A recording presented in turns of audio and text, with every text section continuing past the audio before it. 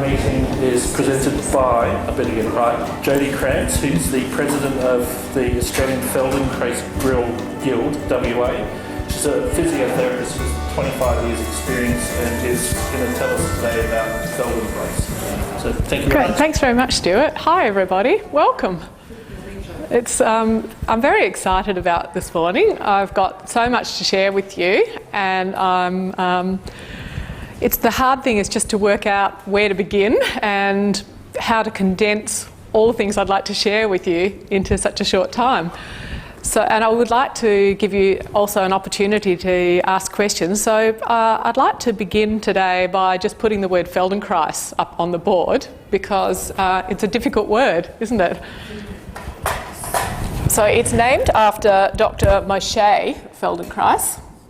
He wasn't a medical doctor, but he had a PhD in physics. So Feldenkrais, it's hard to pronounce too. Oops. Rhymes with rice.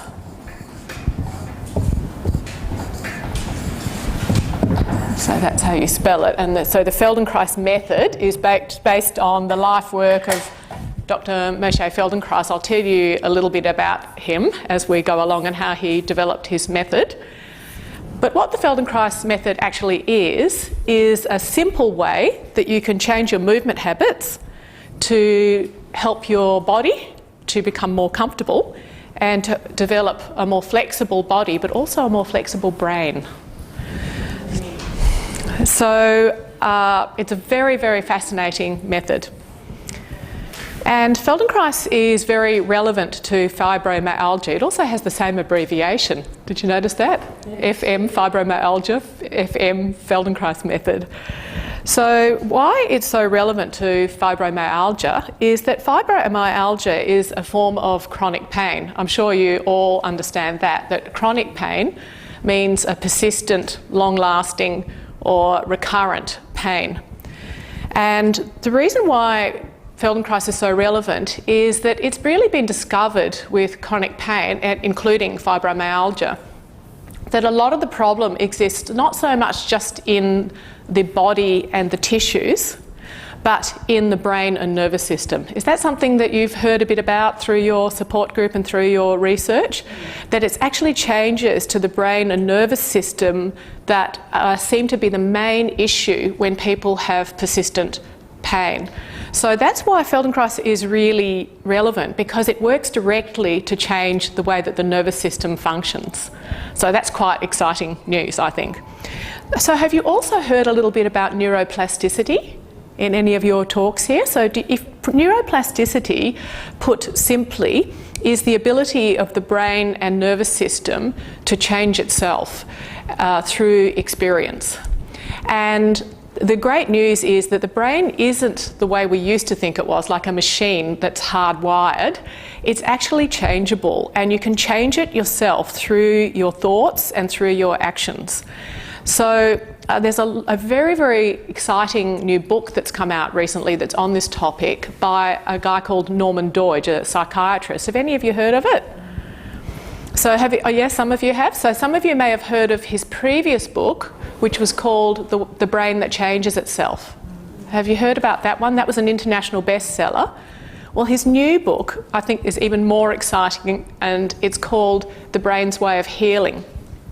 And so if any of you are interested in finding out more about that book, I've got some little bookmarks that I've created over there, and it's got the name of the book on it and the author. Yeah, so don't worry about writing it down. You can take a bookmark at the end. So The Brain's Way of Healing, I've just read it recently, and there's 8 chapters in it. 2 of the chapters are about the Feldenkrais method. Chapter 5 is about the history of the method and how Moshe Feldenkrais developed his method. It's written almost like a thriller. It's really been very well and excitingly written, so it's easy to read. And it's been written for the general public, not for health professionals, even though the author is a psychiatrist who's done research on neuroplasticity all around the world, and he's interviewed people who are experts in their field all around the world to gather this information. And he tells the story as kind of case studies So you can really relate to the people and the little stories that you hear and how they've managed to change their brains to bring about healing in the body. And there are other really interesting chapters in the book that would be relevant to some of you if you like reading. So chapter 1 is about chronic pain. So that's very relevant, and how a lady with chronic pain was able to change her brain and basically just about or completely get rid of pain after 13 years of being in severe, debilitating pain that prevented her from going out, from working, from having any form of recreation pretty much. And after 13 years of pain, she managed to change that. So that's the first chapter. Chapter 2 is on Parkinson's disease. That's a fascinating chapter, and how a guy changed his Parkinson's disease by walking. Chapter 3, and walking is something I really advocate, it's fantastic. Chapter 3 is about light therapies, including low-level laser therapy, which is something that I also practice in my physio practice, which is called Free to Move. And then chapters 5 and 6 are on the Feldenkrais Method. Chapter 6 is actually how a person learnt that was pretty much, I think, completely blind, learned to see again using the Feldenkrais Method. So it's a fascinating book, and I really recommend it.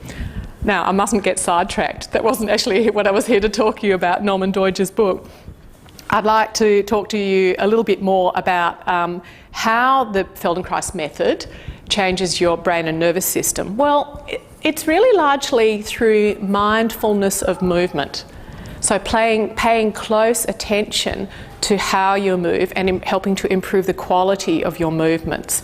So have you heard about mindfulness? I thought you probably would have. Have you had a guest speaker talking about mindfulness? Yeah, so... Oh yeah, it's so relevant, and it's so in Feldenkrais. When Moshe Feldenkrais decades ago developed his method, the word mindfulness, probably no one meant it the way that it's meant now, which is being in the present moment, isn't it? Paying close attention to what is happening in the present moment without judgment. That's my understanding of what mindfulness is.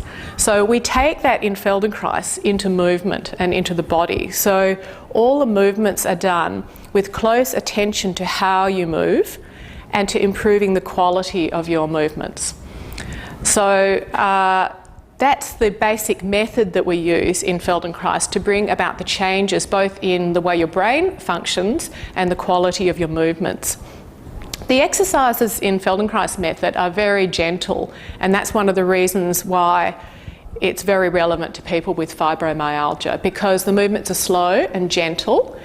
They're often the changes that begin to happen in your brain and nervous system, and therefore the changes to your pain, begin to happen right from the very beginning. Even from the very first experience of the Feldenkrais Method, changes can begin. And that's why I'm so excited that I'm going to be taking you through, for those of you that would like to, I'm going to be taking you through a Feldenkrais Awareness Through Movement lesson this morning. And I'll also let you know about some of my lessons. There's about 10 of them that are online on YouTube, so that you can follow these up by doing some lessons at home. So also with Feldenkrais, the changes are gradual and cumulative. And I think that's good news, although most of you would probably like your pain to get better pretty much instantly. It doesn't, yeah, I know, everyone would like that to get better instantly. It's not fast change, but those of you that have experienced fast changes will probably know that it's a bit risky. When changes occur in the body too quickly, the body doesn't like it very much. And so you can swing back the other way. So an example of that would be crash diets. Do you know what I mean? If you do something too drastic, it tends to have adverse effects. You lose the weight rapidly, but then you put it on and maybe even some more.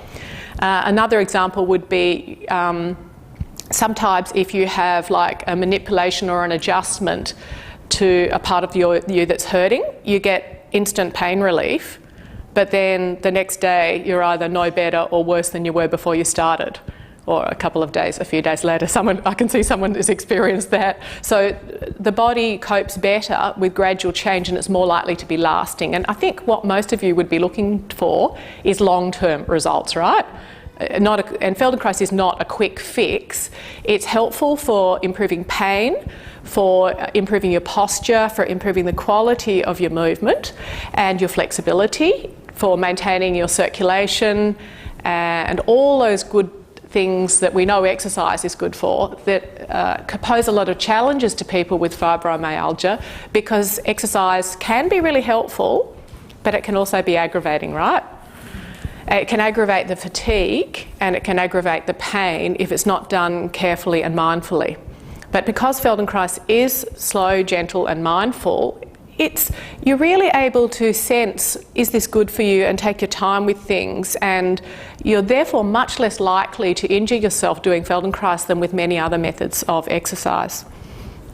So another really great thing about the Feldenkrais method, because I've written down here 5 great things about the Feldenkrais method. I've tried to summarise it to only 5. So another thing is autonomy.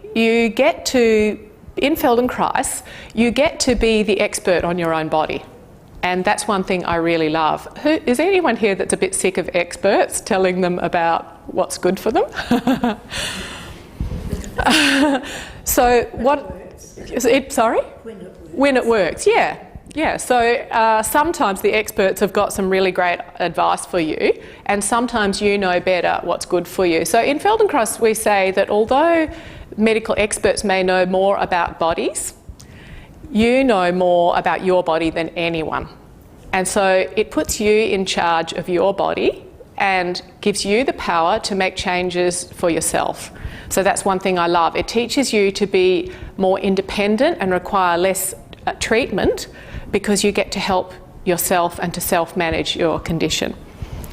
And another really great thing about the Feldenkrais method is that it really develops your body awareness. Now, most of you probably already have quite good body awareness, and that's because when you're in pain, you have to think about how you move a lot more than most people have to think about it. So you do develop a lot more awareness about your movement. But the thing is, it doesn't matter how aware you already are, Feldenkrais will take your existing awareness and take you to the next level. So for example, professional athletes and performers use the Feldenkrais method to improve their ability to express themselves through movement. Musicians, circus people and elite sports people, who obviously have to have extremely good body awareness, use the Feldenkrais method to develop even greater awareness of their movement and improve their grace, power and speed with which they do things. So having more body awareness means that you become more sensitive to those small signals that tell you when you're doing something that could potentially aggravate your problem. So you become more sensitive and more attuned, so that you pick up earlier when you're doing something that could be making your pain worse. So has anyone here experienced doing something and they felt fine while they were doing it, but then they paid for it later? Oh, looks like just about everybody. So what if you actually started to realise that what you're doing was overdoing it earlier? Would that be helpful? So I think that's one of the ways in which Feldenkrais is really, really helpful. It helps to prevent flare-ups and aggravations, because you start gradually to become more aware of when you're overdoing it.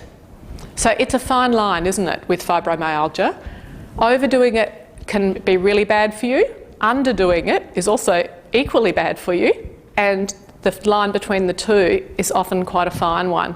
So it really helps you to find that balance between not doing enough and doing too much, and fine-tuning it for yourself. So the Feldenkrais method is very flexible and adaptable to your situation, and you can adapt it. That's the 5th thing I've written down here that makes Feldenkrais so relevant for people with fibromyalgia. So you really do work independently. Even in a class, each person is doing their own version of the lesson, and there's lots of opportunities for variations that work for you.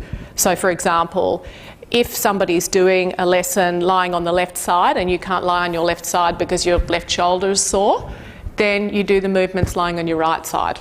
Or you do the movements lying on your back and you just imagine you're over on your left side, for example. Or you can actually just do the whole lesson in your imagination if you're in too much pain to move. And at the moment I have one lady coming to my classes who has severe chronic pain, and she doesn't have fibromyalgia, but she does most of the lessons in her imagination and she gets huge benefit because it's just too painful for her to move much. So that's how gentle Feldenkrais can be. It can be so gentle that you're not moving it at all, you're not moving your body at all, but you're still getting benefit because you're still changing your brain and nervous system. So I was supposed to begin today by actually telling you a little bit about my experience, so I'm going slightly the wrong way around, but my experience is that I have had pain issues myself. I don't actually usually share this with people, but I have had pain issues myself, ongoing persistent pain, and they all started back when I was 21 when I hurt my back playing squash. And it wasn't until midway through my 30s, when I was 2 years into my 4-year training as a Feldenkrais practitioner, that I actually realised that I'd gone for 3 months without having any pain in my back. So I did my physio training when I was in my early 20s, and then I did my Feldenkrais training, which is a 4-year training course, in my early 30s. And I've found that Feldenkrais has been a fantastic way to help manage persistent pain issues personally. But there are other things as well. I think it's a matter of looking at your whole lifestyle. So it's all those things we really do know about, but sometimes we don't address, like diet, having a healthy diet, maintaining a normal body weight, if possible, or as much as possible.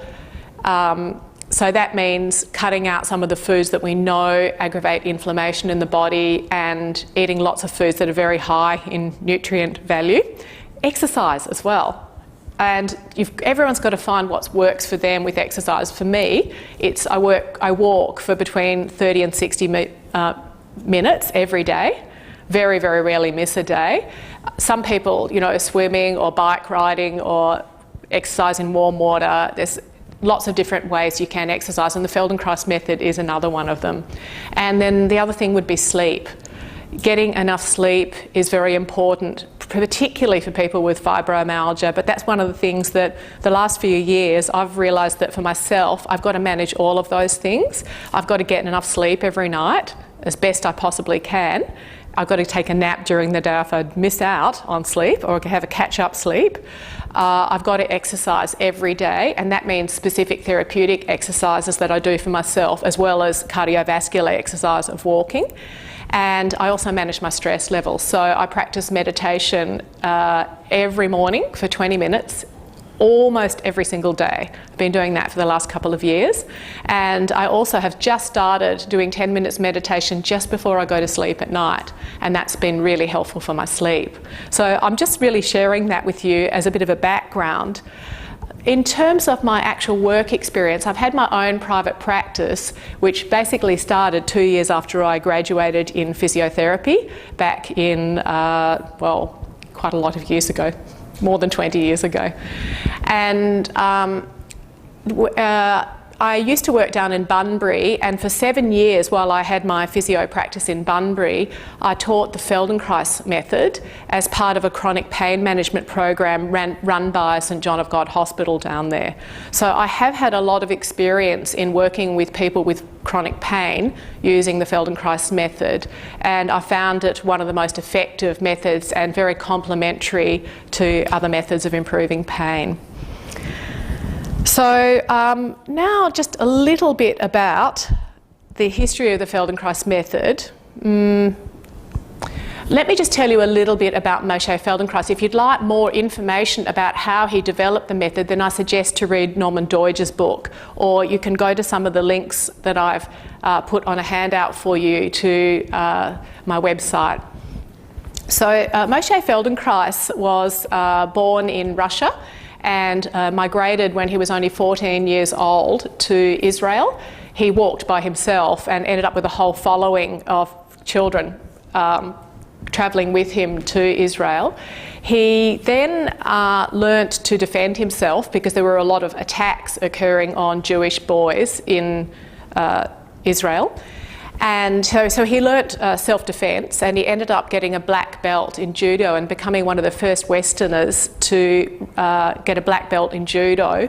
And he wrote a number of books on judo, which he basically used to introduce judo to the West. He later went on to study physics at the Sorbonne University in Paris and gained a PhD there. He spoke 7 languages. He was an excellent soccer player, and he really started to develop his method in order to overcome his own knee pain. He also worked on nuclear physics with Joliot-Curie, and you can read more about that in Norman Doidge's book if you're interested. It's absolutely fascinating. And he also worked on anti-submarine warfare for the British government.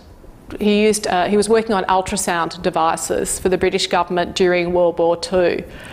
So he's an absolutely fascinating man, and it's really interesting how he developed his method, but that's all I've got time for today, because I'd like to actually take you through a short Feldenkrais lesson now that you can do yourselves in the chair. But before we do that, there's 3 special things I'd like you to pay attention to for those of you that would like to participate in the lesson. And that's what I call the 3 keys to improvement in the Feldenkrais method.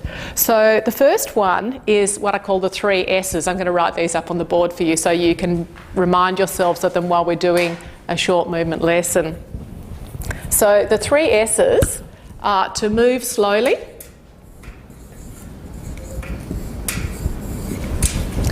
to move as smoothly as you can,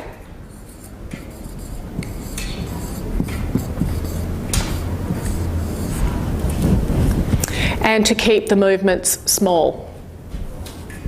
So there's no such thing as too small. You can make the movements as small as you like, or even do them in your imagination. So that's the first key to improvement. Can you read that? I'll try the red pen, might be better. The second key to success with the Feldenkrais method, and this is my adaptation of the method, not Moshe Feldenkrais's, but I find these things really helpful. The second is breath. There's no particular way to breathe in Feldenkrais, because Moshe Feldenkrais said that there's no one way of breathing, because it all depends on what you're doing. You need to breathe differently when you're asleep from when you're running. You need to breathe differently when you're walking from when you're eating. And you certainly breathe differently if you're talking or laughing. So the breath needs to be responsive to your situation. The most important thing with breathing is just to pay attention to your breathing, just to notice and observe it. Sometimes there are particular ways that we ask you to breathe as part of the exercises, but generally speaking, it's just an awareness of your breath that's most important.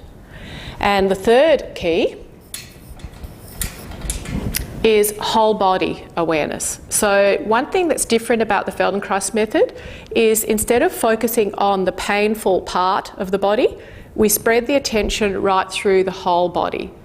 So I'll bring your attention to that at various times as we go through the movement lesson this morning, but it's important that you're aware that the Feldenkrais method really only works when you're making sure that you use these keys. So you could be doing all the movements, the same movements, but if you're not doing the movements mindfully, thinking about the whole body, bringing your attention back to the breath over and over, and doing your movements slowly, smoothly, and keeping them small, if you're not doing those things, you're probably not doing Feldenkrais.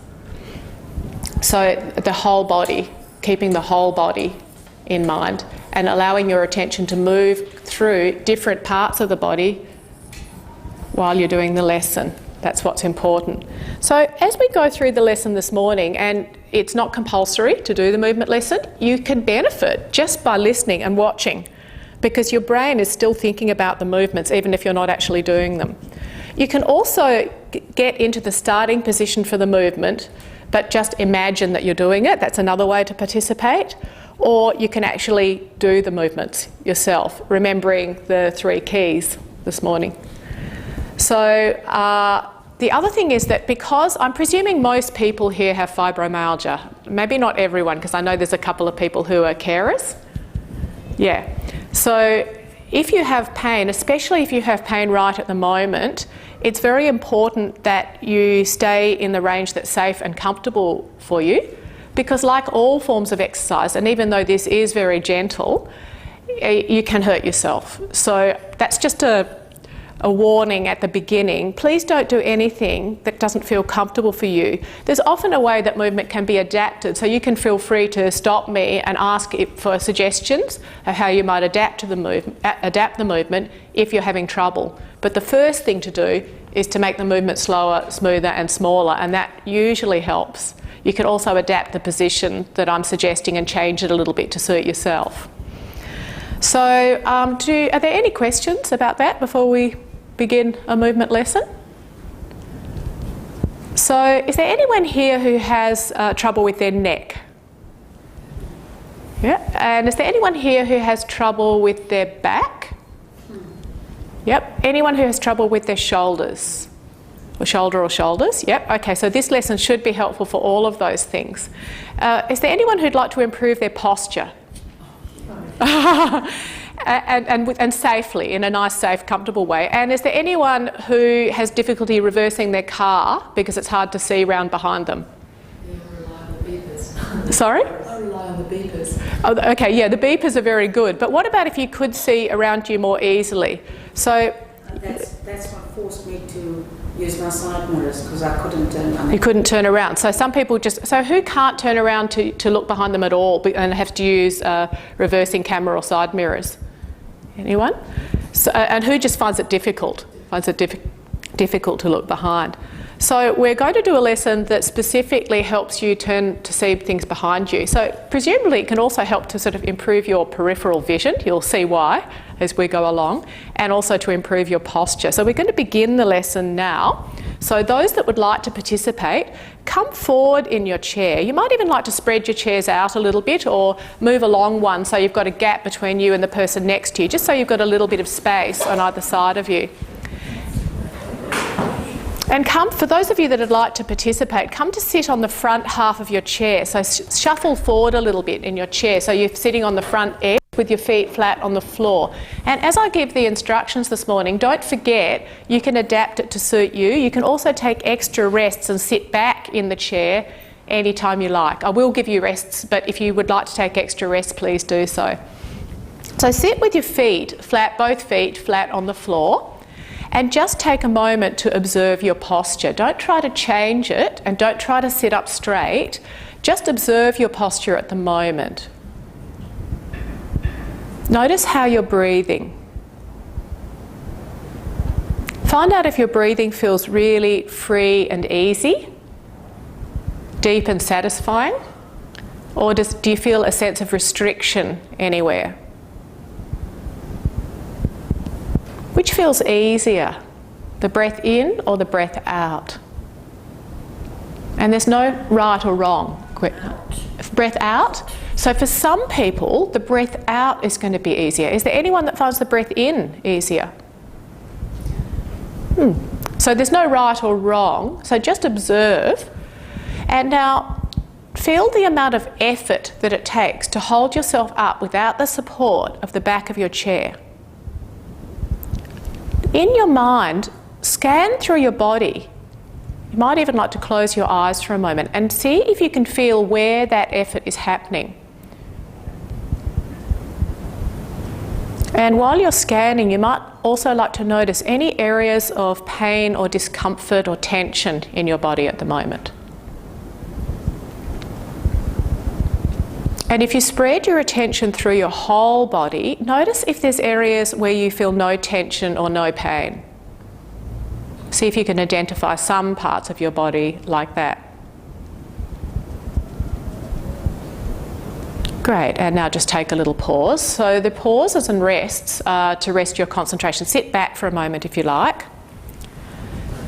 They're to rest your concentration and to give you time to integrate the learning experience, because the Feldenkrais method is not just about exercise. It's actually primarily about learning more about how you move and how you can move more easily and freely.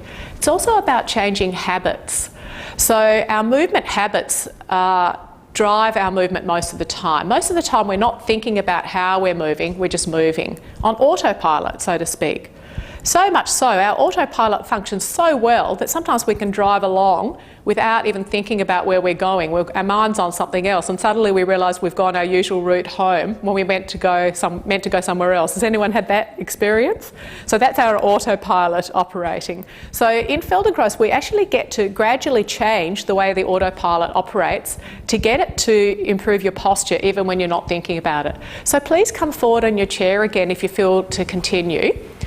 And sit again and sense your posture again and the areas that you're feeling work to hold yourself up. And then just let yourself slouch. This is the opposite of what you've probably been told before. Just let yourself slouch down as much as you like. And just see, does that feel better or worse? Some people it might feel better, some people it might feel worse. And then just slowly bring yourself back to your starting position. So we're going to call this starting position your natural posture, because that's how you sit when you're not trying to sit up straight but you're not totally slouching. Let's just do that movement again. Let yourself slouch as much as you like, and then slowly and smoothly move back to your starting position. Great. And then starting off in your natural sitting position, slowly and smoothly bring yourself up a little bit taller and straighter. And then stay there for a moment and notice how much effort it's taking to hold yourself up there. And is that more or less comfortable than your starting position? For some people it might be more, for some people it might be less comfortable. So just let yourself back to your natural sitting again, your starting position. And go several times back and forth from your natural sitting up to your straighter posture and back, just smoothly staying in a range that feels easy for you. So not forcing yourself to do your maximum. Remembering, keeping the movement small, slow and soft. And think about your whole body as you're doing that movement. What are your feet doing? Are they participating at all? Maybe, maybe not. What are your sit bones doing? Is there any movement happening underneath your sit bones? The bones that you're sitting on top of. Okay, come back to your natural sitting. And now I'd like you to compare those two movements. So go from your natural sitting down to your slouch. Come back to your natural sitting, and then go from your natural sitting up to your straighter position and back. And then back to your natural sitting. And continue in your own timing to make those movements. Go from your natural sitting down to your slouch, and back to your natural sitting and up to your straight sitting, and notice which movement is easier and which movement is bigger. The movement from your natural sitting to your slouch, or the movement from your natural sitting up to your straight sitting.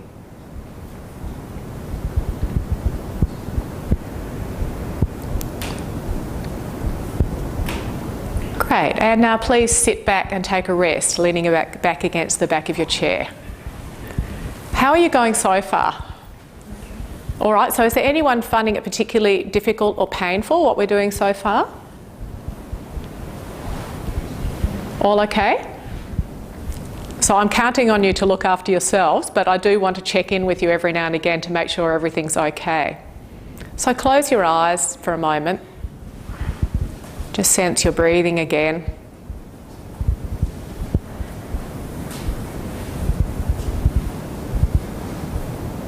Just let yourself rest completely, taking the support of your chair.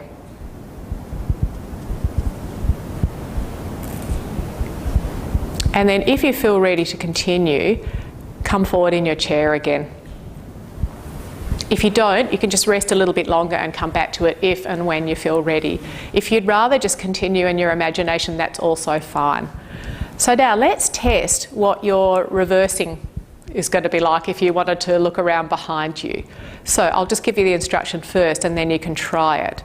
So without straining and without causing yourself any pain or any increasing in your existing pain level, please turn to your right and see how far you can see easily over your right shoulder. and back. Now use your eyes to notice which point on the wall your eyes can get to.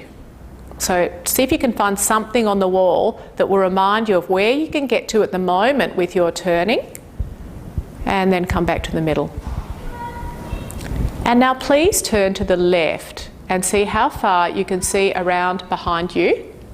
I'm doing mirror image of what you're doing. Back to the centre. Was there a difference between the two sides? So make a note to yourself which side was easiest to turn to. You don't have to tell me, but just take a note and remember for yourself which side was easier to turn to. So we're going to go to your right, my left side to begin with to do today's lesson.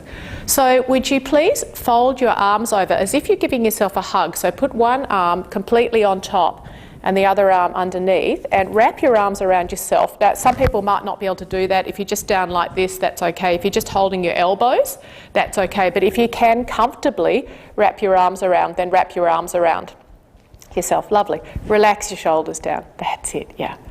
Now lift your elbows just a little bit in front. Not much, just a tiny little bit, just so they're off your body. That's it.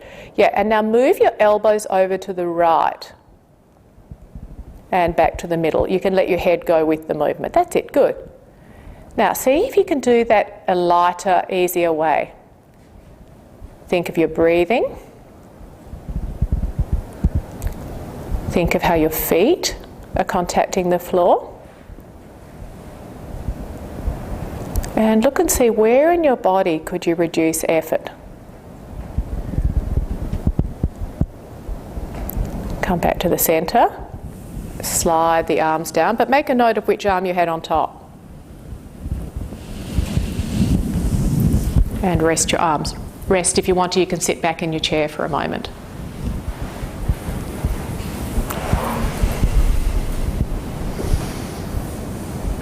Okay, come forward in your chair again.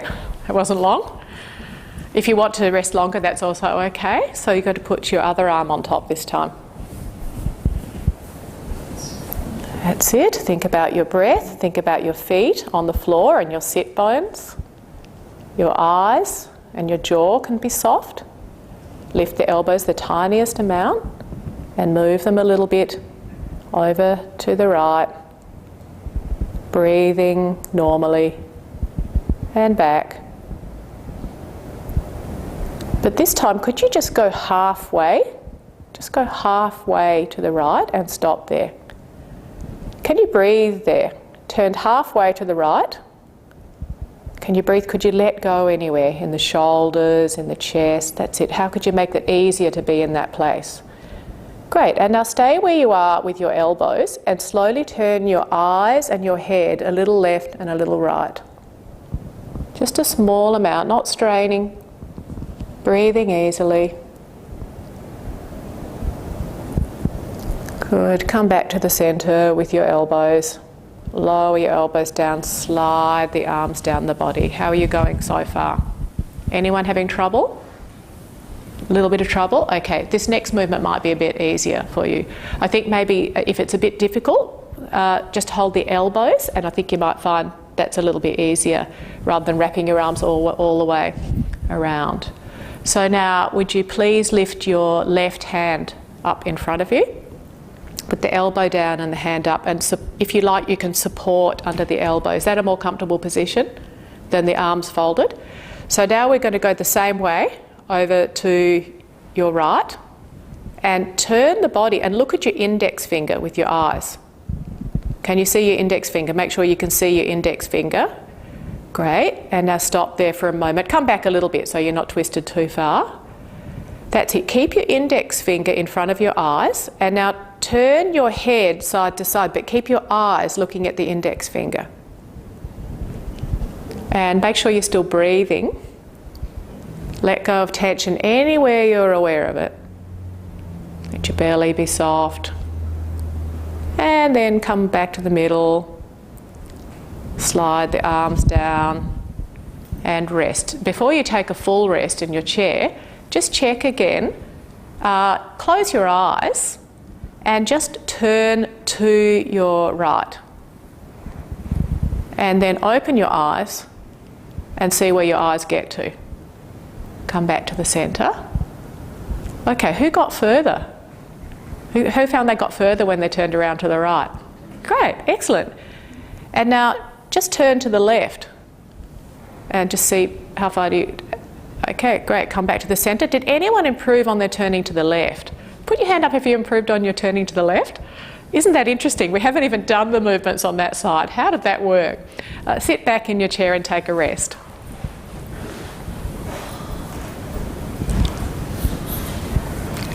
So one more little movement. If you feel that you've done enough, that's fine. You can just stop there. Yeah. And in Feldenkrais, each time you do a movement lesson, it's on a different topic. It's a different function. We don't just do the same movements over and over again, because then you wouldn't learn anything. It would then just be exercise. What makes it different is every time you do a Feldenkrais lesson, you try something new, and so you learn a whole range of different movements.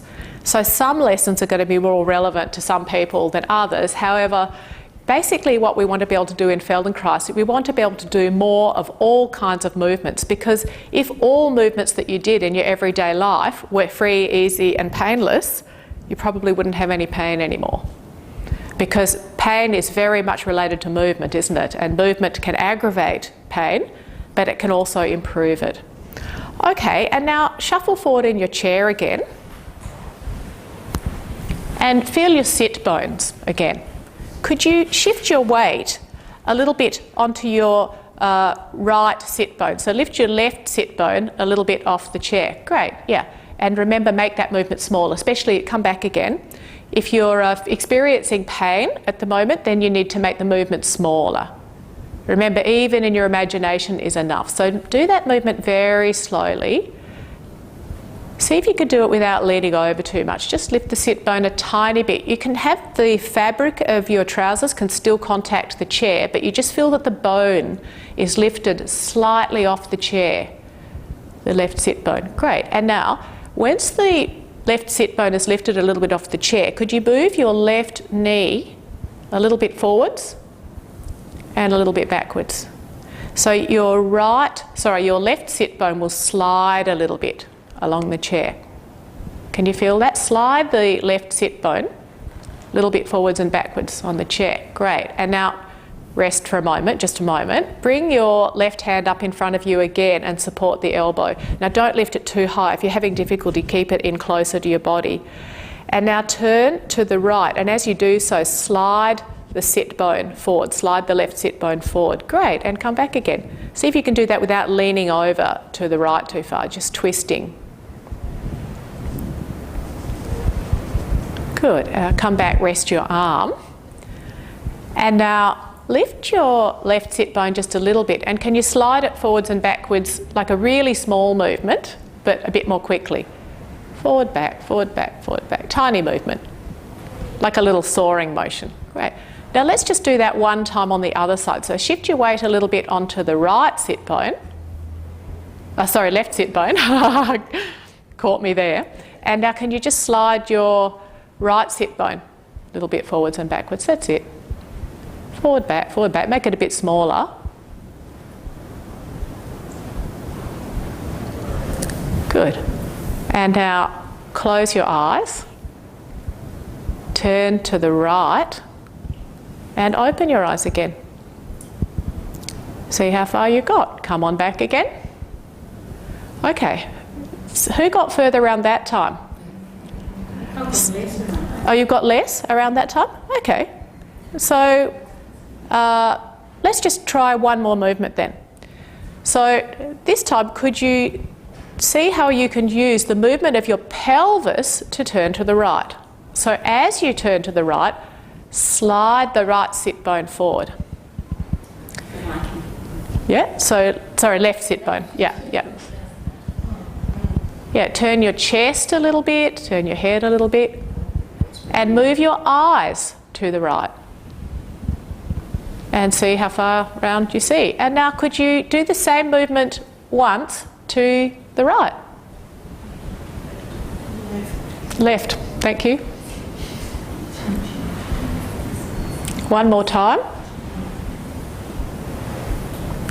Okay, And now just turn to each side and see how far you can see.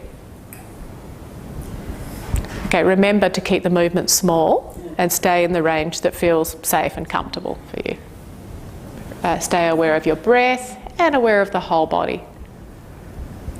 And now finally, come back to your posture.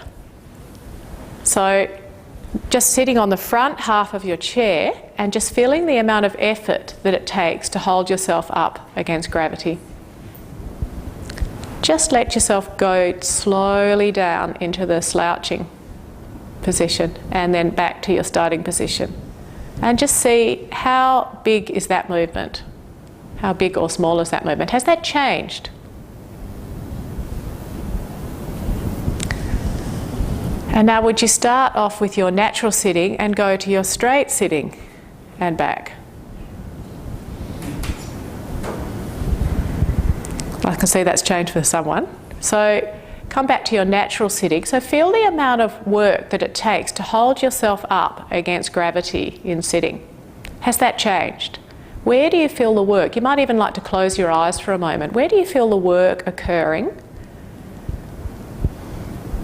to sit in your natural sitting? And has the amount of effort that it takes to hold yourself up against gravity changed? Has your natural sitting become closer to your straight sitting? Just go back and forth and check. For some people it has. And has your natural sitting got further away from your slouch? Go down into your slouch. Has the movement between your natural sitting and your slouch changed? Now, not all people are going to notice all of these changes. Just sit back in your chair now. Not all people will notice all of these changes. However, some of you notice some changes. Other people notice a little bit of an increase in their pain. Now, if that's the case, that's an opportunity to learn about how much is enough and how much is too much. So that means that you need to make the movements. If you were to do this same lesson again, you'd need to go slower, pay close attention to your breathing, make the movements smaller, and see if you can scan through your body and notice where in your body could you reduce the effort. How could you go a little bit softer so that you could stop before you get to the point that your pain starts to increase. It's a difficult thing to find that balance between doing too much and not enough. But paying close attention to how you move, you gradually do become more mindful and more aware of your body. So now is an opportunity to relax in your chair, to notice your breathing, and if anything has changed in the way that you're breathing. Perhaps some people might find their breathing feels a little lighter or freer, and to ask questions. So does anyone have any questions or anything they would like to ask as an outcome of this morning's talk? Yes? What I found difficult with trying to exercise is I can do the exercise, not a problem, even if it's just a short walk. But then hours or a day later, then comes on fatigue. And it's really hard to judge. And the fatigue is horrible. It's a real just wipes you out. So what the answer to that, I suppose, is trial and error. And working out, and I suppose different exercises are different too. Like you might be able to do 20 minutes of walking without adverse effects, but you might only be able to do 5 minutes of swimming in a heated pool. You might be able to do 10 minutes of Feldenkrais, but you might only be able to do, 2 minutes of something else. So I guess, and that's a very individual thing too, isn't it? So I can't give any prescriptions or answers there, but all I can say is that Feldenkrais does tune you into your body so that you start to get better at working out how much is enough and how much is too much. And it is easy to overdo exercise when you have fibromyalgia and to have the adverse effects of increased fatigue. But Feldenkrais is one of the gentlest ways, although there are some difficult lessons as well. The other thing I think is that this was a sitting lesson in chairs because I didn't want to get you all down on the floor onto mats. But lying down and doing the exercises helps to let go of some of the large anti-gravity muscles, which when they're working very hard, it's harder to feel what you're doing. That's why a lot of Moshe Feldenkrais' lessons were done lying down, which is more relaxing and less likely to be fatiguing. So then you're not having to hold yourself up against gravity as much. Yes, Steve? What I found with a lot of people with fibro, real problem with me is I can make any movement, Yeah. but to actually hold it is what hurts. Yeah. Like where we hold our arms, Yeah. as soon as you take it out that little bit and hold it there, Yeah. that is where it's painful. Yeah. It's Yeah. not doing the movement, Yeah. but it's holding a position. Yes. Yeah. Like Tai Chi is almost impossible for that Yeah. person. Yeah. The movement's easy. Yeah. It's holding at the end. Yeah. Hurts. Yeah. I just wanted to say that lady with the fatigue coming a day or 2 days later, it's not necessarily related to your walking. Fatigue is just something that can happen in fibromyalgia, even if you're not doing any exercise. You can still be fatigued. I was trying to link it to some sort of cause. Not always. Yeah. So I think just to come back to Steve's comment about it's difficult to sustain or hold a posture. So there are ways we can adapt this. So for example, one way you could do this lesson is rest your arms on a desk. And then you can just slide your arms on the desk. The other way is if you're working one-to-one with a Feldenkrais practitioner and having a hands-on lesson, how we would do this is I might stand in front of you and I would actually support the weight of your arms. And then you just let go your shoulder muscles as much as possible and just move from your trunk. So that would be a way that that lesson could be adapted. Another way that it could be adapted is it could be done lying on your side, and you could do the movement we did like this. You could do that movement lying on your side and moving your arms like this, and that would be easier. You sometimes have to sustain positions or postures in the Feldenkrais method, but usually you're not still in them. You're usually not stopped still. You're usually constantly moving, rather than something like yoga, where you often get into a particular posture and you're trying to hold that posture. So there's less holding in Feldenkrais than there is in something like yoga. There is some holding, but what you have to do is look for ways that you can use props and supports to help you hold yourself against gravity. Because gravity, really, that is the thing that causes the holding to be difficult. And really in Feldenkrais what we're learning is to use gravity to our advantage. So we use gravity to help with what we call downhill movements, where you can actually allow muscles to let go and let gravity do the work. So the next thing I was going to say with that is, would this work in the pool? Possibly, however, possibly, yeah. So you could do these movements, yeah, sitting underwater in the pool, what we did just here today, yeah. You know, I've never really thought of that before, although there is a Feldenkrais practitioner who's also a physio, Ray Martin, who's made a video on therapeutic exercise in water using the Feldenkrais method. So yes, you can use it in water. So is he on YouTube? Is Ray Martin on YouTube? I don't think she has a video on YouTube, but I will check that out for you. WA lady? Yes, she lives in Margaret River. She's partly based in Margaret River and partly in Perth. Yeah. Yes. So you mentioned the central nervous system. Yes. Is it more sort of like the meditation and the slowing and everything that settles a central nervous system? Is that when you do these exercises? Yeah, definitely. The focus of your attention, the focus on your breath, the slowing down of your movement, and the spreading of your awareness throughout the whole body instead of focusing the awareness on the painful part of the body or parts. Those are some of the things that assist with changing the nervous system. Yeah, there's so many ways in which it works. It's quite complex. I won't go into all of them here, but it works to reorganise the way that your brain and nervous system organise your body to move. Because most of the time we have to make changes by consciously thinking about doing things differently, but through Feldenkrais, gradually and cumulatively over time, you start to notice that you're doing things differently even when you're not thinking about it, which is great because it means you've actually changed your habits. I've got a friend that, this is some years ago, about 6 or 7 years ago, when he looked at my movement, he said, "Have you ever done Feldenkrais?" I said, "No, I haven't."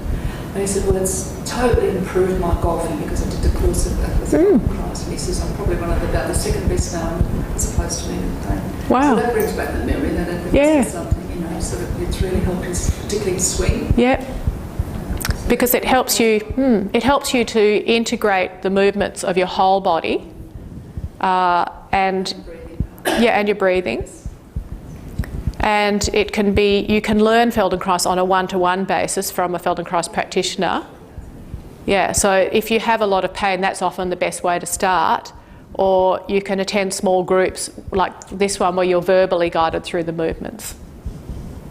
And obviously when you have a one-on-one session, it's customised to you, and it's customised to helping you overcome the particular difficulties you're having with movement. So usually when you see a Feldenkrais practitioner, you do let them know where your pain is, but they're more interested in what you'd like to be able to do without making your pain worse. What you'd like to be able to do painlessly. For example, if you'd like to be able to walk for longer without pain, or if you'd like to be able to get down and up off the floor more comfortably and easily. Weeds from the garden. Yeah, if you'd like to be able to, that's right, exactly. If you want to be able to weed your garden, that's what you go to the Feldenkrais practitioner and you say, I can't weed my garden easily, that's what I want to be able to do. And that's what the job of your Feldenkrais practitioner is, to improve your functions and to make it as comfortable, light and easy for you to do that as possible. With your consult, Jodie, how long does it take for a session of treatment? Usually at the first session, either 40 or 60 minutes, and subsequent sessions 40 minutes. So that's purely Feldenkrais, or do you do a bit of physio integrated with it? Yeah, I do. I integrate it. So when people come to see me, they can choose what they want on the day. Yeah. Where's your practice? My practice is in Mount Hawthorn, and I run classes just down the road in North Perth. You run Feldenkrais classes? Yes. In North Perth. Yes. I've got, currently I personally run 2 classes a week, and I have another physio who's also a Feldenkrais practitioner, Ali McIntosh, and she works for me and she runs Saturday morning classes as well. Give us an idea of the days. Yeah. All that information, for those of you that use the internet, is on my website. And I've got over here, I've got the Norman Doidge bookmarks with the name of the book on there. I've got some brochures on the Feldenkrais Method that have got my contact details on the back. I've got a few business cards, and I've got some notes on today's talk. And I apologise in advance for the small font. For those of you that need reading glasses, I do, to read it. But I didn't want to get it onto 2 pages, so I managed to fit it on 1 page. And there's a few links there to things on the net where you can look up more information about Feldenkrais if you're interested.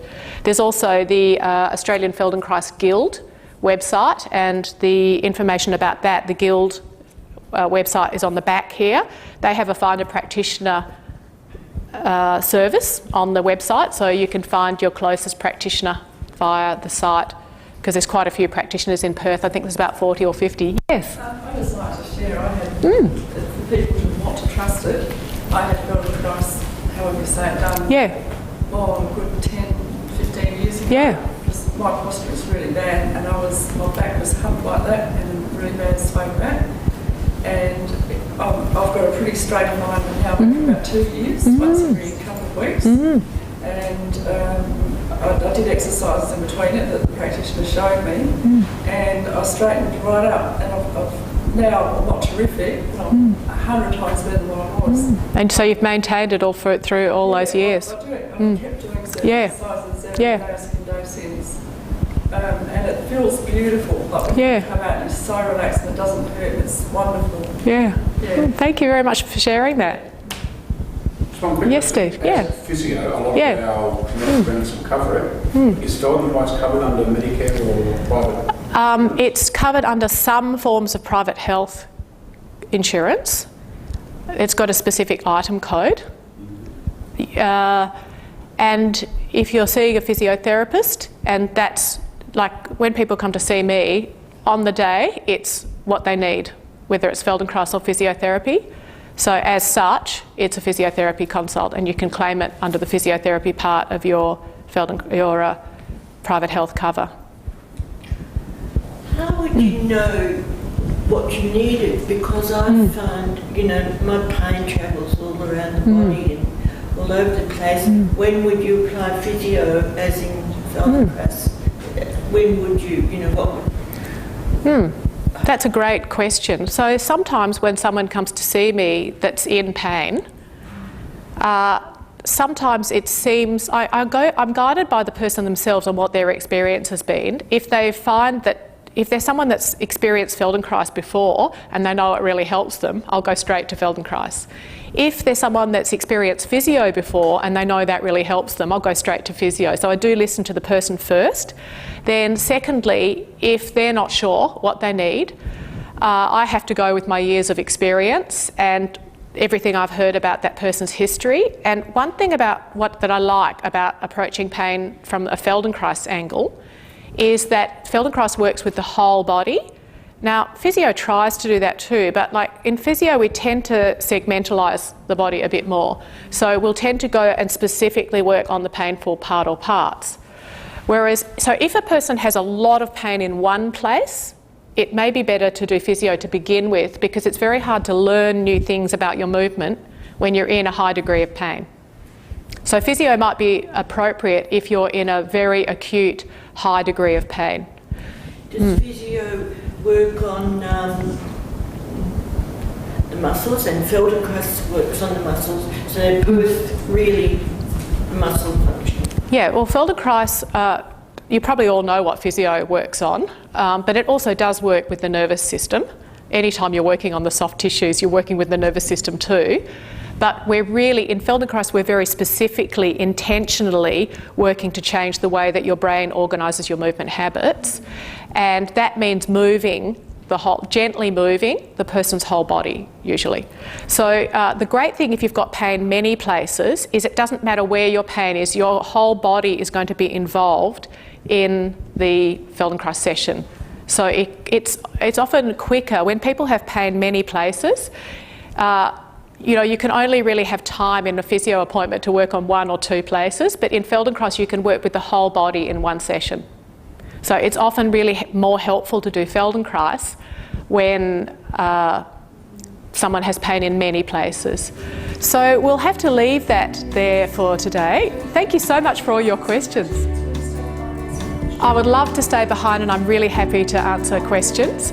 And could I just finish by saying that if you'd like to go to YouTube and search for either Free to Move or Jodie Krantz, I've got quite a few videos, free videos of Feldenkrais exercises you can do at home on YouTube. So thank you very much.